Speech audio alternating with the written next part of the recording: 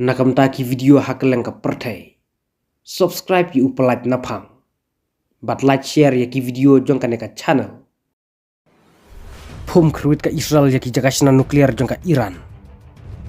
Ka Israel kala Khyrwait ya ka Nongbam Teran jong ka ri Iran. Haka step jong ka khatlai tarik ujeliu arjar al posan.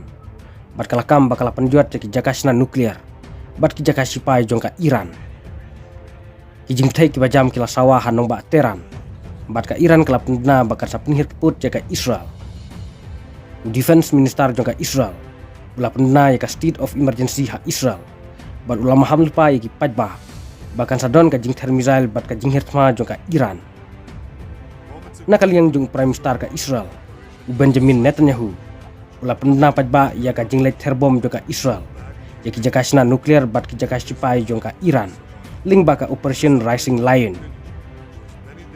Netanyahu laong bakane ka operation kenteng bensni kat baka simpor ban rading khong ya ki jing berngam jong ka Iran. Hakini ki puar baladep ka Iran kala berngam ban ter da nuklear bom ya ka Israel. Nuklear bom udah bom uba kham khlany wat palat ya atom bom ro uba la ban pen ya ka noga nogari. Namar ka jing berngam jong ka Iran ka Israel kala Khyrwit ting ya ka Iran ling baka Operation Rising Lion. Moments ago, Israel launched Operation Rising Lion, a targeted military operation to roll back the Iranian threat to Israel's very survival. This operation will continue for as many days as it takes to remove this threat. For decades, the tyrants of Tehran have brazenly, openly called for Israel's destruction. They've backed up their genocidal rhetoric with a program to develop nuclear weapons. In recent years, Iran has produced enough highly enriched uranium for 9 atom bombs. 9. In recent months, Iran has taken steps that it has never taken before, steps to weaponize this enriched uranium. And if not stopped, Iran could produce a nuclear weapon in a very short time. It could be a year, it could be within a few months, less than a year. This is a clear and present danger to Israel's very survival.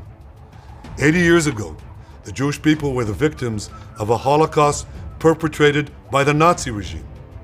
Today, the Jewish state refuses to be a victim of a nuclear Holocaust perpetrated by the Iranian regime.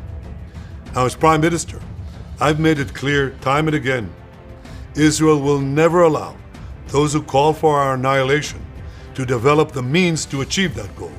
Tonight, Israel backs those words with action.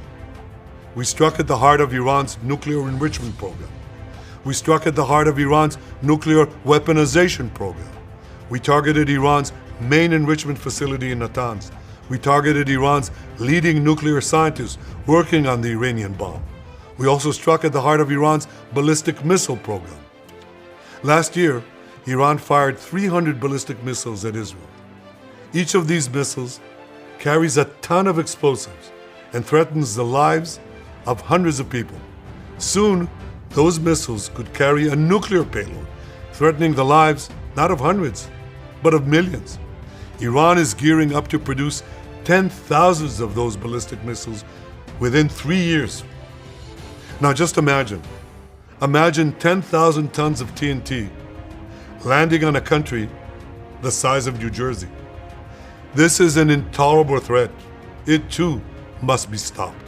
Iran is now working on what it calls the new plan to destroy Israel. You see, the old plan failed.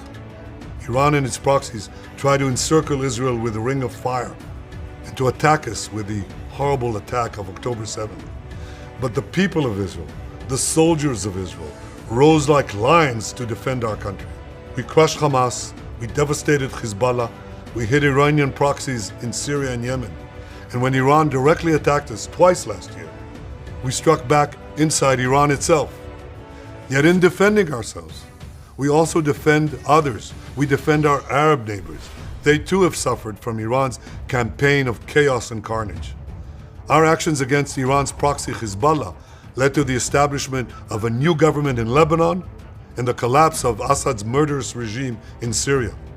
The peoples of those two countries now have a chance for a different future, a better future. So too do the brave people of Iran, and I have a message for them. Our fight is not with you. Our fight is with the brutal dictatorship that has oppressed you for 46 years. I believe that the day of your liberation is near. And when that happens, the great friendship between our two ancient peoples will flourish once again. I want to assure the civilized world, we will not let the world's most dangerous regime get the world's most dangerous weapons. And Iran plans to give those weapons, nuclear weapons, to its terrorist proxies. That would make the nightmare of nuclear terrorism all too real. The increasing range of Iran's ballistic missiles would bring that nuclear nightmare to the cities of Europe and eventually to America. Remember, Iran calls Israel the small Satan. It calls America the great Satan. And this is why for decades, it's led millions in the chants of death to Israel and death to America. Today, Israel is responding to those genocidal calls with action and with a call of our own. Long live Israel and long live America. Our action will help make the world a much safer place.